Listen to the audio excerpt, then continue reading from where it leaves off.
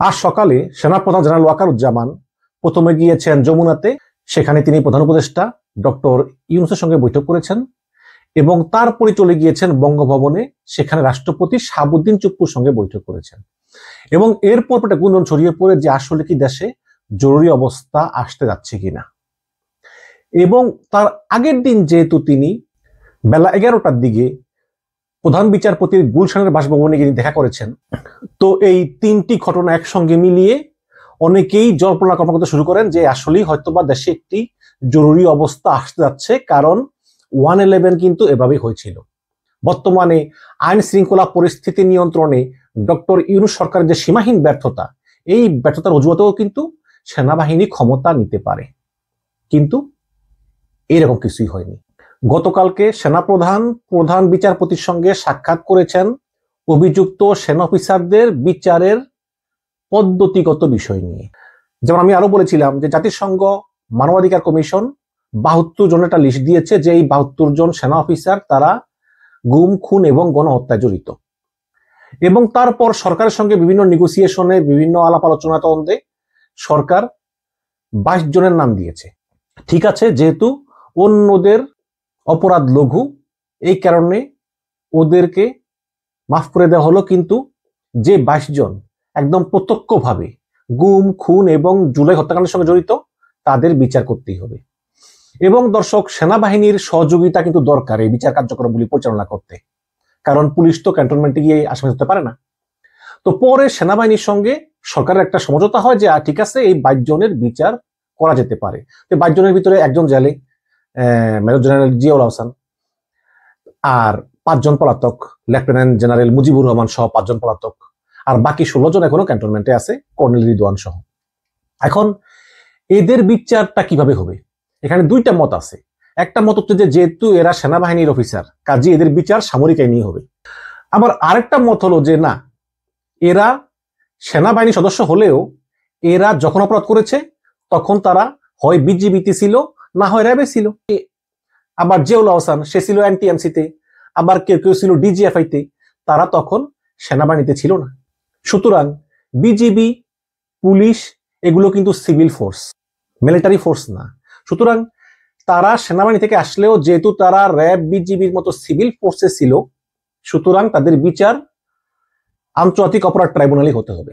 তো এরকম দুইটা মত আছে যে এদের বিচার সামরিক আইনে হবে নাকি আন্তর্জাতিক অপরাধ ট্রাইব্যুনালে হবে।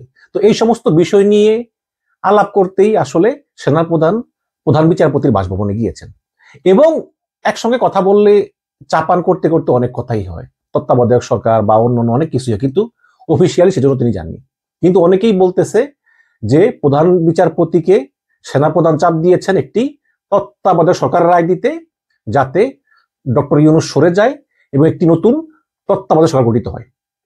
কিন্তু আমি দায়িত্ব নিয়ে বলছি যে এই ধরনের কিছুই ঘটেনি। এবং আপনারা জানেন যে সম্প্রতি সেনাপ্রধান জেনারেল ওয়াকারুজ্জামান তিনি চীন থেকে ফিরেছেন এবং চীনের পিপলস লিবারেশন আর্মির স্থলবাহিনীর পলিটিক্যাল কমিশনার জেনারেল শেন হুই সহ উচ্চপদস্থ চীনের সামরিক এবং বেসামরিক কর্মকর্তাদের সঙ্গে তিনি বৈঠক করেন এবং এছাড়াও রোহিঙ্গা নিয়ে আলোচনা করেন, রোহিঙ্গাদের প্রত্যাবর্তনে সহায়তা করার জন্য চীনকে অনুরোধ করেন এবং কৌশলগত সহযোগিতা এবং বাংলাদেশের সামরিক বাহিনীর উন্নয়নে বিভিন্ন প্রযুক্তিগত সহায়তা নিয়ে আলোচনা করেন।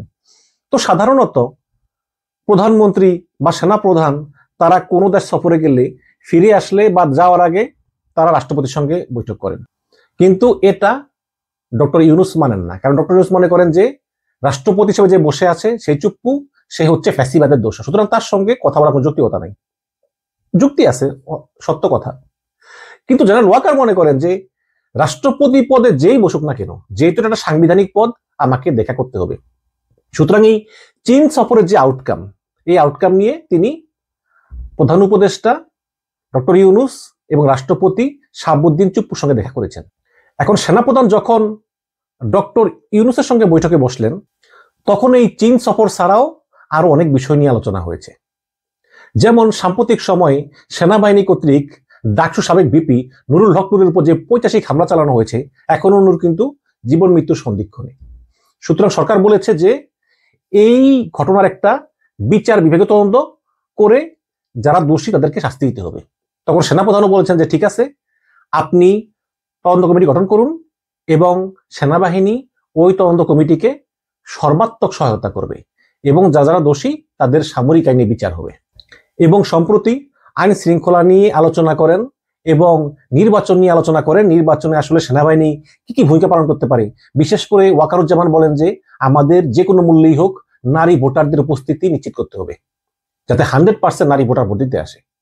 তো এই সমস্ত বিভিন্ন বিষয় নিয়ে আলোচনা হয়েছে এবং সেনাপ্রধান ডক্টর ইউনূসকে বলেছেন যে দেখুন, আপনি সরকার প্রধান আর আমি সেনাবাহিনীর প্রধান, আমার কাজই হচ্ছে আপনাকে সহযোগিতা করা। সোশ্যাল মিডিয়াতে বা বিভিন্ন জায়গায় নানা ধরনের গুজব আছে যে সেনাবাহিনী ক্ষমতা নিয়ে নিবে, জরুরি অবস্থা হবে, ইত্যাদি ইত্যাদি। এগুলো কিছুই হবে না। আমি কখনোই ক্ষমতা নেব না, ক্ষমতা আমি চাইও না।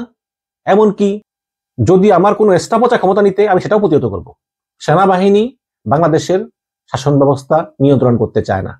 আমরা আপনাকে সহযোগিতা করব, আপনি আপনার কাজ চালিয়ে যান, আপনি কোনো গুজবে কান দিবেন না। সরকার পরিচালনায় আমরা আপনাকে সহযোগিতা করতেই আসি এখানে। তখন ডক্টর ইউনূস সেনাপ্রধানকে ধন্যবাদ জ্ঞাপন করেন এবং তারপর গেলেন রাষ্ট্রপতি শাহাবুদ্দিন চুপ্পুর কাছে। সেখানে গিয়ে রাষ্ট্রপতির কাছে চীন সফরের যে আউটকাম এবং সেনাবাহিনীর আধুনিকীকরণে চীনের যে সহায়তার আশ্বাস, এগুলো বিভিন্ন বিষয় নিয়ে আলোচনা করেন। এবং এই রাষ্ট্রপতি চুপ্পুর কাছে যাওয়ার খবর শুনিয়ে একটা গুঞ্জন ছড়িয়ে পড়ে যে হয়তো রাষ্ট্রপতি চুপ্পুকে সেনাপ্রধান বলতেছেন জরুরি অবস্থা জারি করার কথা, এবং অনেক ইউটিউবারের কথা বলেছেন। তখন আমি বলেছি, দেখুন, আমাদের সংবিধান অনুযায়ী রাষ্ট্রপতি শুধু দুইটা কাজ করতে পারে, একটা হচ্ছে প্রধানমন্ত্রী নিয়োগ করতে পারে, আর একটা হচ্ছে প্রধান বিচারপতি নিয়োগ করতে পারে। এছাড়া প্রত্যেকটা ক্ষেত্রে রাষ্ট্রপতিকে প্রধানমন্ত্রীর পরামর্শ অনুযায়ী কাজ করতে হয়। আর আমাদের বর্তমান প্রধানমন্ত্রীকে, আমাদের ডিফেক্ট প্রধানমন্ত্রী হচ্ছে ডক্টর ইউনূস। সুতরাং তার কথা ছাড়া জরুরি অবস্থা জারি করা সম্ভব না। জরুরি অবস্থা দুইভাবে জারি হতে পারে, এক হচ্ছে সংসদে পাশ হলে, প্রধানমন্ত্রী সহ অন্যান্য মন্ত্রীর এমপিরা পাশ করলে, আর দ্বিতীয়ত যদি সংসদ না থাকে তাহলে মন্ত্রিসভা পাশ করতে পারে।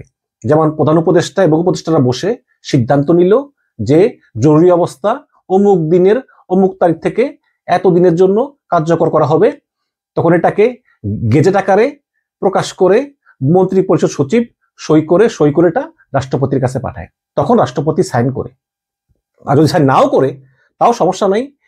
রাষ্ট্রপতি যদি কোনো পেপারে সাইন না করে তাহলে 21 দিন পর তিনি সাইন করেছেন বলে ধরে নেওয়া হয়। রাষ্ট্রপতির কোনো ক্ষমতাই নেই, আর রাষ্ট্রপতি শাহাবুদ্দিন চুপ্পুর তো গার্ডসও নাই যে সে জরুরি অবস্থা ঘোষণা করবে।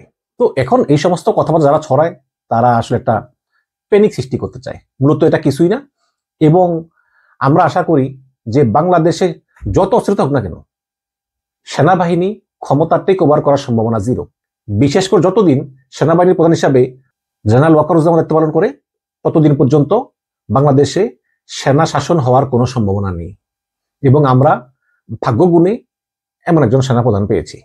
এখন সমস্যা হচ্ছে একটাই, সেটা হচ্ছে যে বিএনপি এবং জামাতের দ্বন্দ্ব। আজকে বিকালে জামাত মিটিংয়ে বসে সিদ্ধান্ত নিয়েছে যে তারা পিআর এর ক্ষেত্রে কোনো ছাড় দিবে না। পিআর হবেই এবং পিআর এর মাধ্যমে নির্বাচন হতে হবে। এর জন্য তারা আন্দোলন করবে, নির্বাচন বয়কট করবে, প্রয়োজনীয় নির্বাচন ভণ্ডুল করবে, তবুও তাদের পিআর সিস্টেম চাই। ওদিকে বিএনপি বলতেছে না, আগে সিস্টেমেই ভোট হবে, আগে সিস্টেমেই থাকবে। জামাত চায় নতুন সংবিধান, বিএনপি চায় পুরান সংবিধান, কারণ বিএনপি বলতেছে এটা মুক্তিযুদ্ধ চেতনার সঙ্গে সাংঘর্ষিক, মানে সংবিধান চেঞ্জ করা। এবং এনসিপি জামাত চায় জাতীয় পার্টি নিষিদ্ধ, আর বিএনপি বলতেছে না, জাতীয় পার্টিকে নিষিদ্ধ করা যাবে না। যেমন আজকেও দেখলাম আমরা জাতীয় পার্টি নিষিদ্ধের জন্য সকল দলের লোকজন এক হলো। বিএনপির হাবিবুর নবী খান সোহেলও ছিল, কিন্তু যখন বলল জাতীয় পার্টির বিচার করতে হবে তখন সবাই একমত, বিএনপিও একমত। কিন্তু যখন বলল যে জাতীয় পার্টি নিষিদ্ধ করতে হবে তখন হাবিবুর নবী সোহেল বলতেছে আমি এর ভিতরে নাই। তো এরকম মতভেদ, মতানৈক্য তীব্র আকার ধারণ করতেছে। এখন এটা কিভাবে সামাল দিবে আমি জানি না। মার্কিন রাষ্ট্রদূত ট্রেসিয়ান জ্যাকবসন তিনি আজকে বৈঠক করেছেন সিইসির সঙ্গে। বৈঠকের পর তিনি সাংবাদিকদের বলেছেন যে খুবই গুজব ছড়ানো হচ্ছে যে আমেরিকা এটা করতেছে ওটা করতেছে। আমরা শুধু বলতেছি আমেরিকা কিছুই করতেছে না, আমেরিকা শুধু রাজনীতিবিদদের সঙ্গে আলোচনা করতে যাতে একটি সুষ্ঠু নির্বাচন হয়, কারণ at the end of the day Bangladesh পরিচালনা করবে পলিটিশিয়ানরা। এর বাইরে আপনারা কোনো গুজব এখান দিবেন না, আমেরিকার কোনো স্বার্থ এখানে নেই। তো এটা বলেছেন মার্কিন রাষ্ট্রদূত। এবং অনেকেই বলতেছেন যে যেহেতু পিটার হাস এখন ঢাকায় এবং যেহেতু তিনি বিএনপি জামাত সহ সকলের শ্রদ্ধার পাত্র, তাকে দিয়ে একটা চেষ্টা করানো হতে পারে যাতে আসলে একটা সমঝোতায় পৌঁছানো যায়। কারণ নির্বাচন হচ্ছে ফেব্রুয়ারির প্রথম সপ্তাহে। যদি এর ভিতরে সমঝোতা না হয় তাহলে কিন্তু দেশ কোন দিকে যাবে বলা মুশকিল। হাসিনার আমলে এই বিএনপি জামাত শুধু একটি তত্ত্বাবধায়ক সরকারই চেয়েছিল। এখন এই তত্ত্বাবধায়ক সরকার পাওয়ার পরে এখন আরো কত চাওয়া, পিআর, নতুন সংবিধান, জুলাই সনদ, গণপরিষদ নির্বাচন, অনেক কিছু। এগুলোর কোনো ভিত্তি আছে বলে আমি মনে করি না। আমি মনে করি পুরাতন পদ্ধতিতেই এই সামনে নির্বাচনটা হয়ে যাওয়া উচিত।